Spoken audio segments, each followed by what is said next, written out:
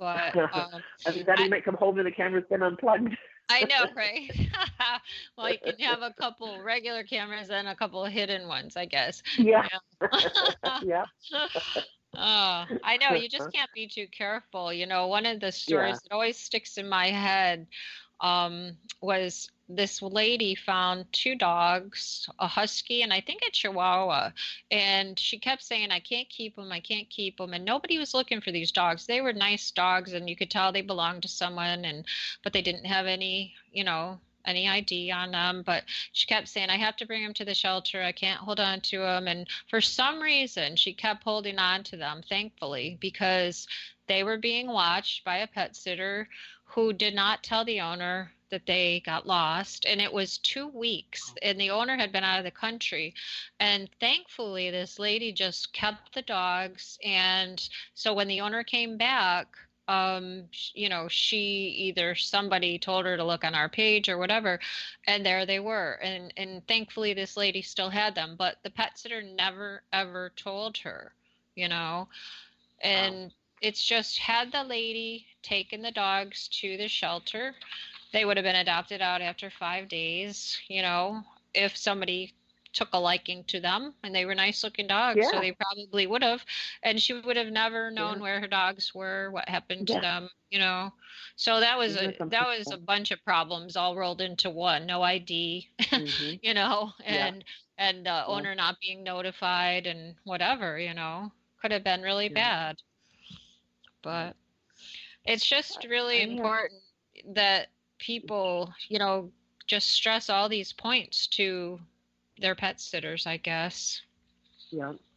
And that's what we try to tell people. It's the ultimately the dog is your responsibility. It's your dog, your responsibility. So you have to make the ground rules and that you're going to expect people to abide by. Now, one of my this is not a pet sitting rule, but it's a kennel rule that I personally have is I will not leave my dogs at a boarding kennel that will not leave the collars and tags on them. And there are Mm, many that won't. There are many that say, oh no, they can't risk the dog tag getting caught on the chain link of the kennel. And I say, mm. I am willing to accept that responsibility because I think there's a far less chance that that's going to happen than one of your dog walkers is going to lose my dog without its collar on. Because a lot of these kennels walk the dogs just with a slip lead on. They don't want to. Oh, They want to take the collar off and then they want to walk it with a slip lead. And that is a deal breaker for me. I will not leave our dogs at a place that will not leave the collars on the dogs 24/7. yeah. Um, That's a and really good point. I think Jim and I have left our dogs back in New York before. It was at a vet's that also watched the dogs, but I can't even remember if yeah, if they did take it off. I did not know, but I never would have even thought about that. But that's a really good point. yeah, yeah. And one of the places that we had used and then found out that they were taking the collars off, even though we had asked that they not, are walking the dogs on a slip lead out on a very busy road. They Mm, don't even have an enclosed area to walk the dogs in.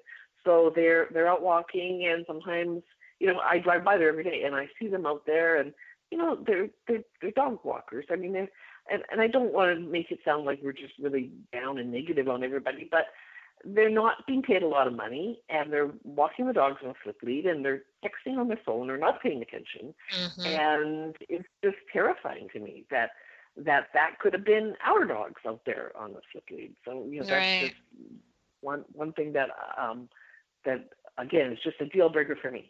If I'm going to leave my dog at your facility, its collar has got to stay on 24/7. Right. And what if somebody drove by and thought they were being smart and honked the horn or Absolutely. their Hmm. car made a big Absolutely. noise and it scared the dog and off it went? Yeah. Yeah.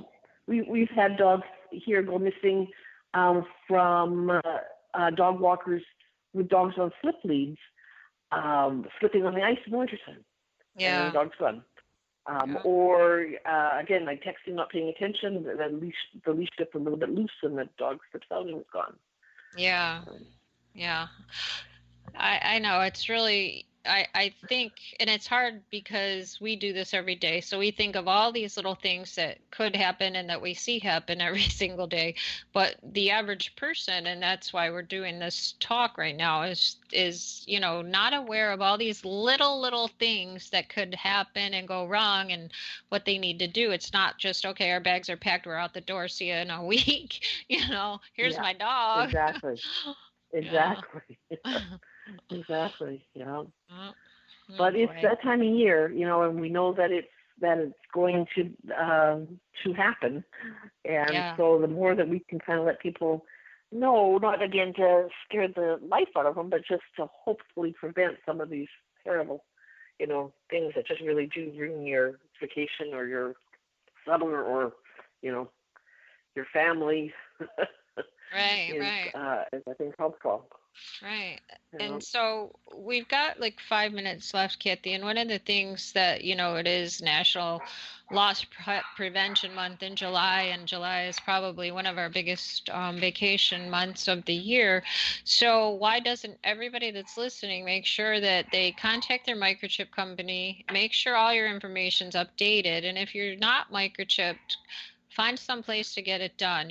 Like we offer it free. There's places maybe where you are that do that, or low cost microchip clinics or something, but make sure you get it done. I mean, I have spent hours and hours and hours the last couple weeks with so many unregistered chips, and it's just so frustrating that people don't. I don't know if they just don't know or they don't want to pay. I don't know what it is, but it's just amazes me that people don't register their microchips.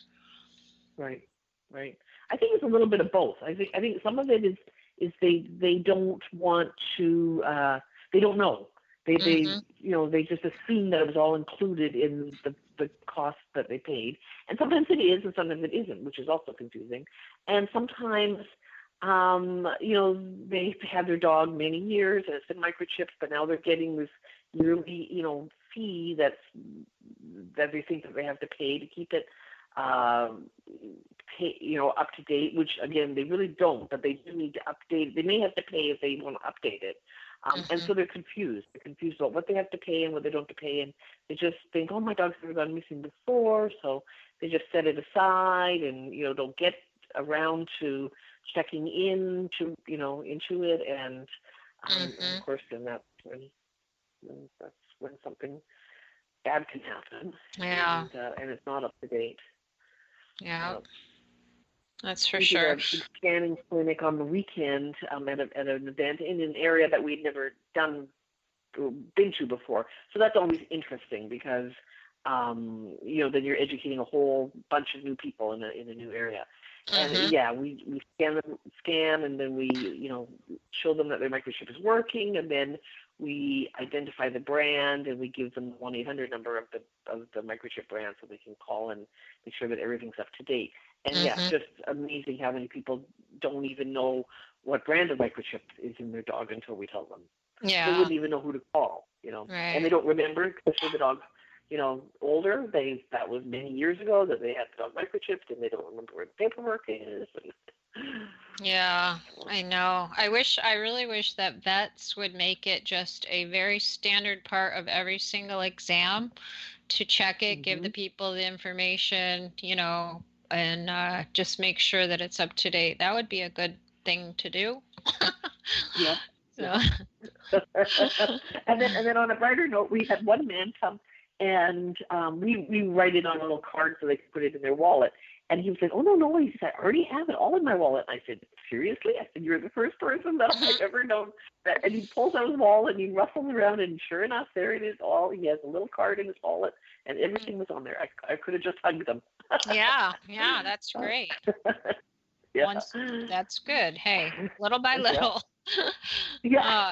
uh, all right, Kathy, I guess we're about out of time now. So if you would just quickly want to tell everybody how they can check out your webpage and get the information about Lost Dogs of America.